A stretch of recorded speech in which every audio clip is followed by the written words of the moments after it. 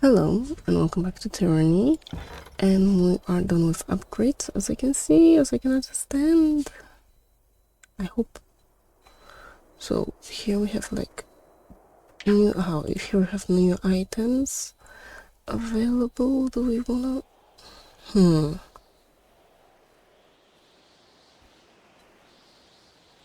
let's hire you, so we are fully equipped.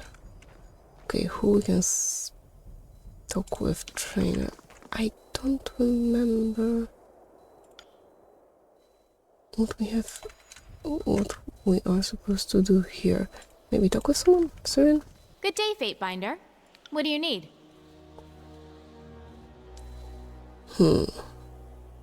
I would like to know more about you. What do you want to know? Tell me about your homeland. What is there to say? It's a fuzzy memory, hardly worth recalling. I was born in a northern family village without a name. That's how out of the way we were. A bunch of families ended up settling near each other, and that was my village. It was about 20 miles from Shadow's Rest, and you probably haven't heard of that, either. We were farmers, poor and isolated. Nothing about my home or past is worth dwelling on, Fatebinder. I barely remember my father, my mother is dead, and the only thing people ever wanted from me was my song. The cure is powerful. Bring the songbird, we need a blessing. Our crops are withering. What has that bitch done? Her voice falters with the last statement and she shivers a little. Nothing in your past is worth dwelling on. It looks to me like you remember something. I suppose when an angry mob that fears you and what you can do stones your mother to death while she shields you with her body, it sticks with you. What do you remember about your family? The good thing about being taken from home when you're still a child is you can't miss the childhood you never got. You were taken from your family. Technically, by the time I was taken, there was no family left to be taken from. But Chaos's forces had gotten word of my talents and decided I was better used to taking over the world and helping local farmers. You have no family left. What happened? What do you think? They're dead. My father might not have cared about me, about us, but my mother would never have let anyone take me while she lived. Without anyone to protect me, I was whisked off to Chaos's court. How would you describe your father? Worthless? Hopeless? Devoid of human emotion? Sometimes I feel like we were complete opposites. He seemed incapable of feeling anything, and I seemed to be nothing but raw emotion. Nerat let it slip that my father sold me to Kairos and was responsible for my mother's death. Someone had to act to the crown on, and someone had to tell Kairos' men where I was. Not that it matters, he's dead, and I'm better off without him. What do you remember about your mother? She's dead, so I don't have much to remember. She loved me, that much I know, but sometimes I wonder if what she felt was love or fear. Fear for me or of me, and sometimes I don't think there was a difference between the two. My mother loved me when no one else did, when no one else could. The world wanted nothing but my voice. All my mother wanted was my happiness. She was the only person in my life that did. Tell me about her death. No, Fatebinder, I can't. Please, don't make me talk about it. Her voice trembles and tears well up in her eyes.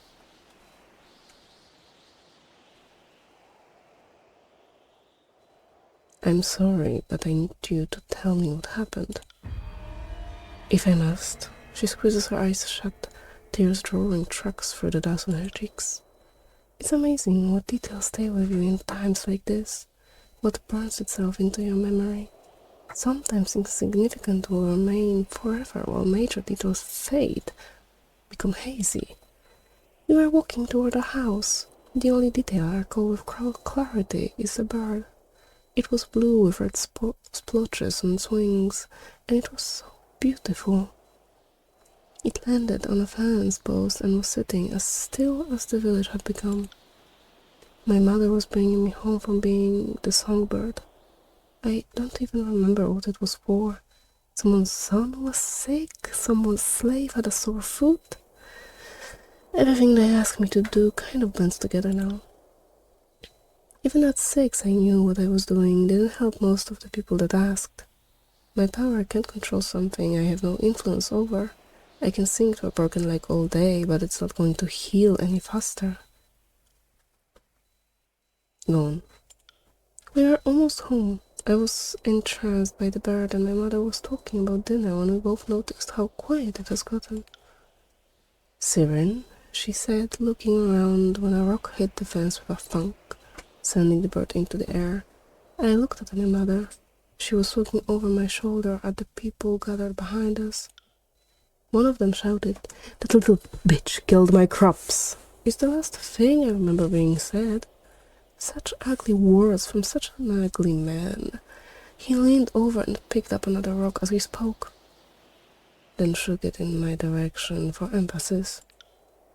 My mother put a hand on my shoulder and stepped in front of me, saying something I don't remember. The bird had landed in a tree above us and I couldn't stop watching it. Its wings flapped occasionally, almost lazily. In the back of my mind, I knew something was wrong, but I knew my mother would take care of it. Suddenly, people were shouting and throwing things. A group began to rush us, swinging sticks.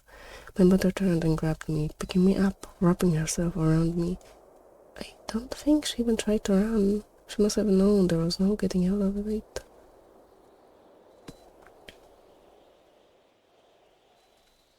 They turned on you that quickly. Why the sudden change? It wasn't sudden, it was controlled. It's not like we left one day with everything fine and came back to violence. My father had been spreading lies about me to the villagers for weeks. He simply been waiting for my mother and I to leave for a few days so he could speak without fear of my mother finding out. He had simply been waiting for my mother and I to leave. Kairos paid far more than a simple farmer ever could. And even though the long-term profit of taking several small payments would eventually outweigh what Kairos gave my father, he only saw the short-term gain. So he convinced our friends that every bad thing happened in the village was my fault. It wasn't very hard. Everyone knew what I was doing every time I left the village, so they were waiting for us when we returned, ready to deal with the bitch. Go on. How do you know it was her father? The rat. It might be a liar full of horrible secrets, but it will tell the truth when it knows it can cause some true pain. Until that day, I could pretend my father knew nothing of the horrors that happened. I dreamed he was still alive, searching for me somewhere, begging everyone he saw to help him find his songbird.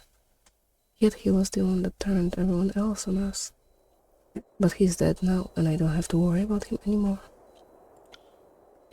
The rest is a muddled mess. I remember blood and screaming, utter chaos. I was lying in the mud with my mother's body on top of me. Even in death, she was trying to protect me.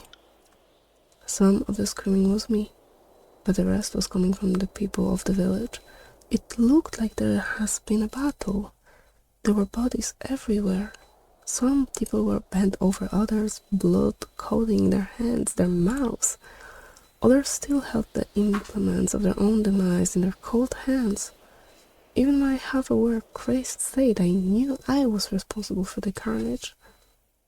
The song in my crying, sung to them by my terror, turned them up into my victims. So many dead, so many driven insane by my scream.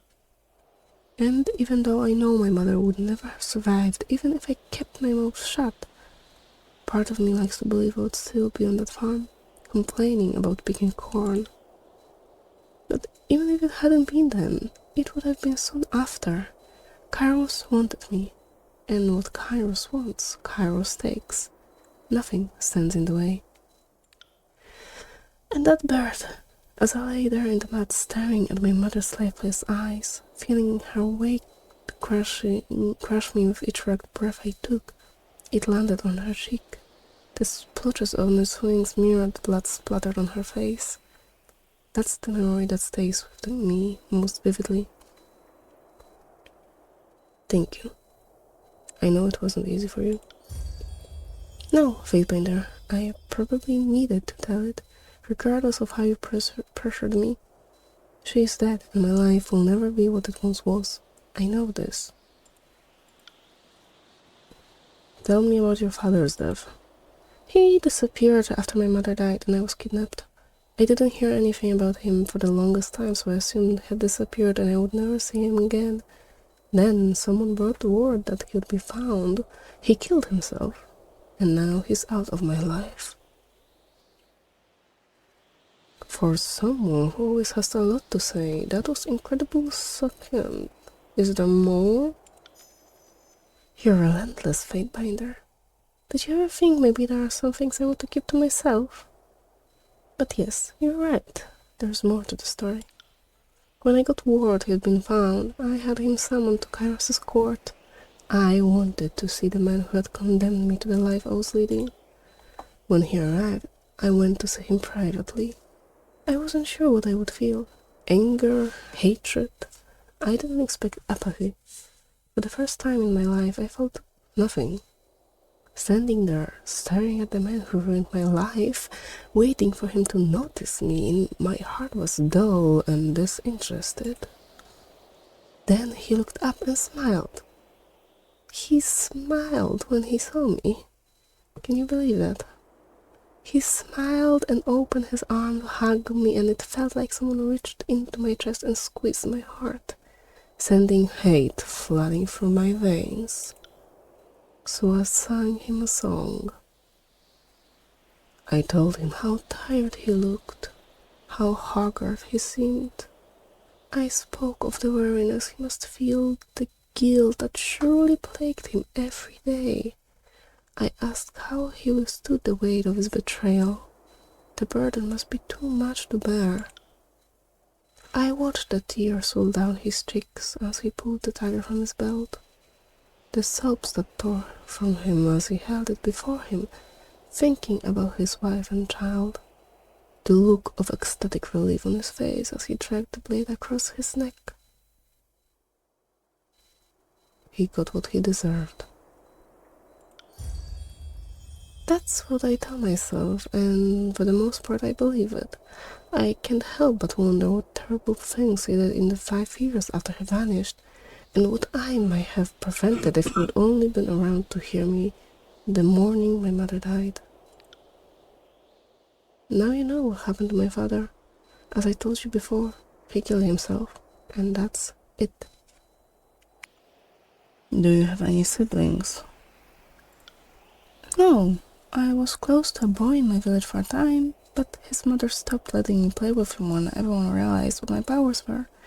That's the closest thing I ever had to a living sibling. A dull expression clouds her face. A living sibling? My brother died very young. I never knew him, so I hardly count him as a sibling. Life in the middle of nowhere is difficult. For a single child to survive, let alone more, is a testament to the parents. She looks at you for a time, her lips a thin line, her eyes grow red and tears form in her lids. Finally she nods slowly and breaks her silence. I remember my mother talking about me getting a little brother. It wasn't long after I started singing and my powers started growing. She told me that soon it would be too hard for her to travel with me. Sirin, sweetie, she said, you'll have to go with your daddy.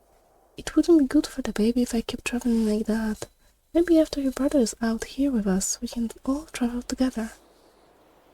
Sirin looks out the horizon, her voice breaking. Go on. Everyone wanted the songbird to sing for them and they paid us so much money. So we went. But I didn't want to go without my mother. She was the only real comfort I had. When I was with her, I felt safe. Nothing could hurt me. There was a trip coming up and I knew she wouldn't be going. I couldn't bear the thought of all those days in the care of my father. Her voice breaks again and she closes her eyes. So I sang to my baby brother. I told him we were all waiting for him. I told him we needed to be a family so we could travel together. I told him he should come out now. I don't know if I meant for it to happen, but I sang the words no one can resist. No, the words no one can resist my voice. My mother's screams cut the song short, and the blood, it was everywhere. I was dragged from the room, but I don't remember who took me. I only remember staring at my foot the rest of the afternoon, the pattern soaked into my shoe, the splatter across the tops of my toes. I couldn't bring myself to clean it off. I just looked at it. Gone. People came and went all day. There was a lot of crying, and nobody looked at me the same way after that. My mother told me that things like this happen all the time, but even at 5, I knew what I had done, and part of me was happy. I wanted my mother back, and I got her. She still loved me. She died protecting me, but I terrified her. Every time I opened my mouth, I could see her flinch. And after my brother died, she was never around when I sang. She couldn't bear to watch me. How long have you been practicing magic? Always. I have no memory of being without the power. It has been my driving force, and I am who I am because of it. Every defining moment of my life is because of my voice and the power behind it. I have become what it made me, and it is what I have done with it. Tell me about your time with the voices of Nerat. What do you want to know? How did you meet him? I met it when I was unceremoniously dumped on its doorstep by Kairos. All I felt toward it since the moment I saw it was sheer hatred. When one person tires of me, they just hand me off to another. I seem to be quite a handful. No one is truly prepared to deal with me, I suppose. I was its possession for 3 years, stuck doing what it wanted until you came along and started messing around with Kairos' plans. Why did Kairos give you to Nerat? I made a mistake of trying to sell my song on Kairos, and forgiveness isn't exactly in the overlords' vocabulary. Interestingly enough, I think it almost worked. Can you imagine how differently things would have turned out if I had had a little more practice? I was brought out at one of the many lavish gatherings thrown at the palace. Kairos loved showing me off, impressing the gathered elite. So I performed, I sang, I danced, I convinced people to join in. Then, in the middle of it all, I had a brilliant idea to work one more performance into the show, something that would be the ultimate end to the evening. I added a counterpoint to my song and directed it at Kairos. In it, I mentioned that it might be in everyone's best interest if Kairos ended up impaled on a sword. I honestly didn't think it would work, but why not try, right? It went as far as Kairos unsheathing one of the royal guard's swords, but then everything stopped. I don't know why, it was probably me. I got too excited and lost my control, but whatever the reason, Kairos was suddenly out of my control and let out a terrible shout. Everyone stared, frozen by the yell echoing back at us. Kairos quickly recovered and gave the appearance of cheering us on, but I was convinced I was about to die. Interestingly, my execution never came. I finally realized I couldn't have been punished at the party, because Kairos would have admitted I had exerted my will onto the overlord, and without a good reason to call for my death, I couldn't have been executed afterward. I was the songbird. I did nothing but spread Kairos' will and gathered armies, which you execute your best and most loved recruiting tool. So Kairos worked with Nerat and they gave me this helmet to bring me back in line. Then I was handed over to Nerat, that monster, because it is the one thing in the world I cannot control. Present company excluded, Fatebinder. Why can't you control him? I've been inside its mind time after time, and I've never been able to get a handle on what's going on in there. Every time I talk to it, I feel like a different person is talking to me, and every one of them wants something different. And one in particular wants something it's never, ever going to get. Wait a minute, what does Nerat want from you that he's never going to get? Come on, Fatebinder, you can't be that naive. I'm still a child and I know about adult urgings, as one of my old teachers so clumsily put it. Somewhere inside that chaotic mind, I saw the most depraved and disturbing desires I've had the misfortune of feeling. No matter what Nerat says to you, do not trust it. That will always end badly. What has Nerat had you do for him? Now, if that isn't a question that goes right to the heart of the storm, I think you should ask me what it hasn't had me do. Or at least tried to make me do. Tell me more about the headdress. It's the pain of my existence and something that is incredibly painful to talk about, so why not? She shrugs. What does it do? Makes me impotent. Do you have any idea what it's like to have the hurricane raging inside you? To feel the gale crashing against you, to be released only but only feel a gentle summer's breeze. Kairos and Nerat made it just for me. If I had done anything more powerful than a simple tune, it will kill me. Isn't that simply wonderful? Honestly, to be so terrified of a mere child.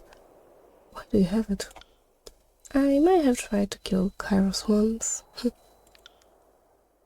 Okay, why can't you take it off? Gee, Fatebinder, I never thought of that. Here, could you unclasp it for me so I can get out of it? Because I'll die if it isn't removed the proper way. You simpleton. Do you think I'd leave it on otherwise? If you can't take it off, then why did you try to get me to remove it when we met? How can someone so powerful be so stupid? I knew you wouldn't be able to remove it. That's not what I was trying to do. You're a Fatebinder.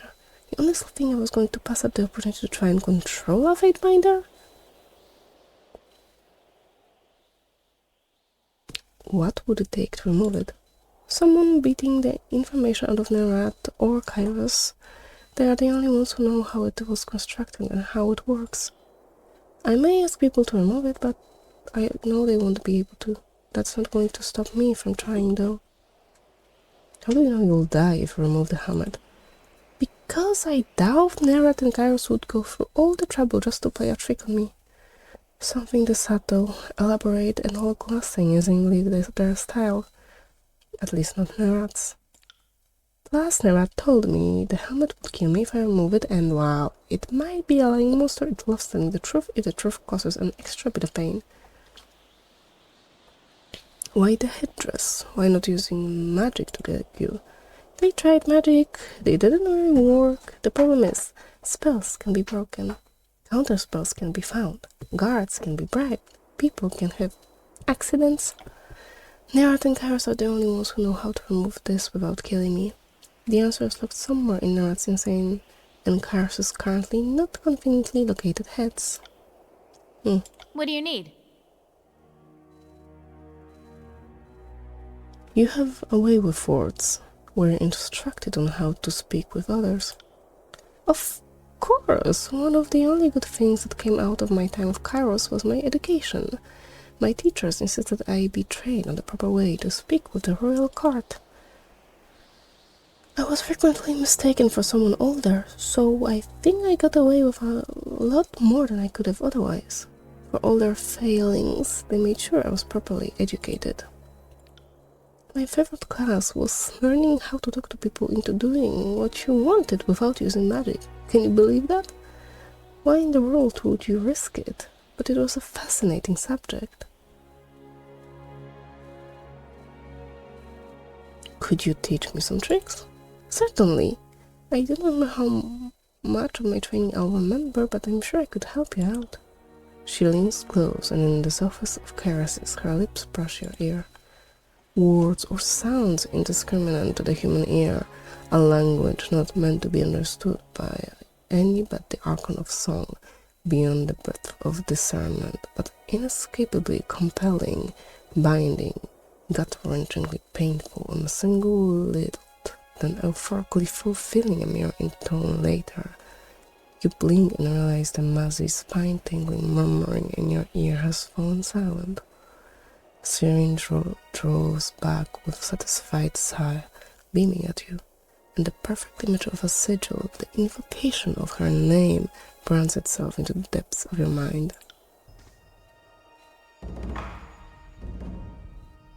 A sigil of emotion.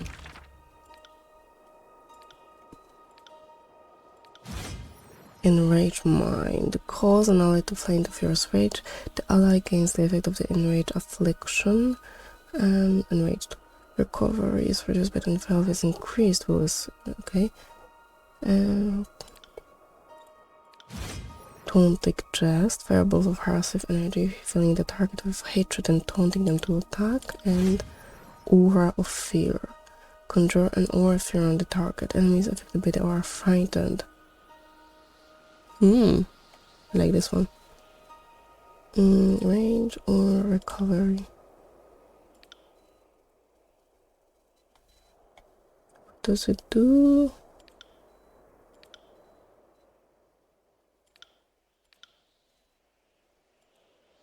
I cannot check it.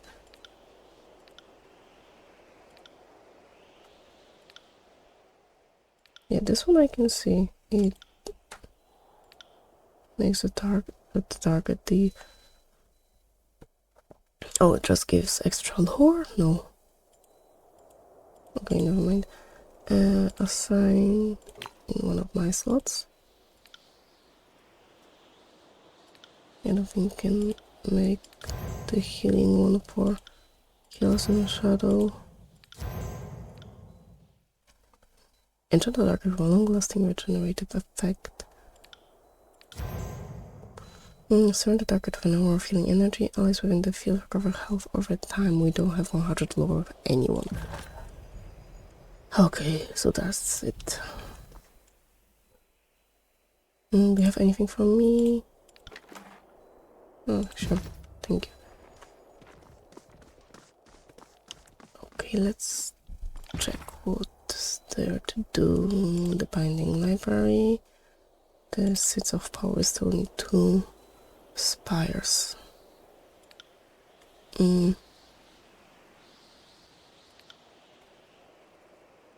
We have a lot of evidence against Graven Ash, not so much against the places of Nerat. 1, 2, 3, 4, 5. Yeah.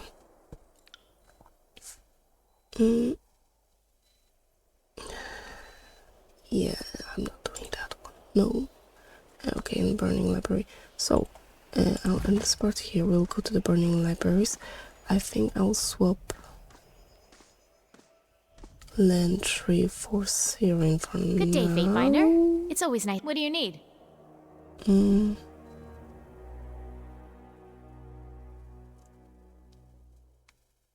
Well then, let's go.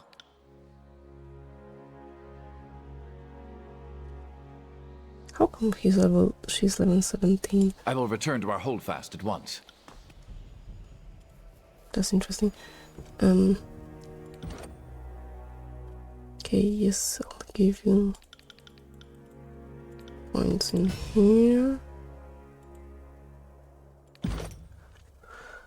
You have 8 talent points left. Those you have assigned already.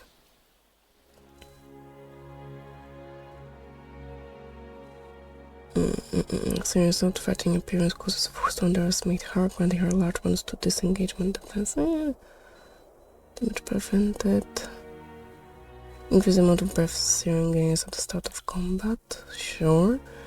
Sirin's area generates lightning that strikes or falls near her. Sirin recalls a nightmare and begins to sing. The power in her voice creates an embodiment of her memory that will terrify and torment her foes. I like that one.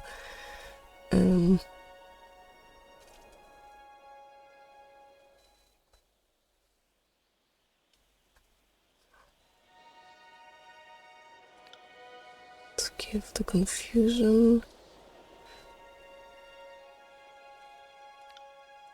Okay, we still have 3 points left.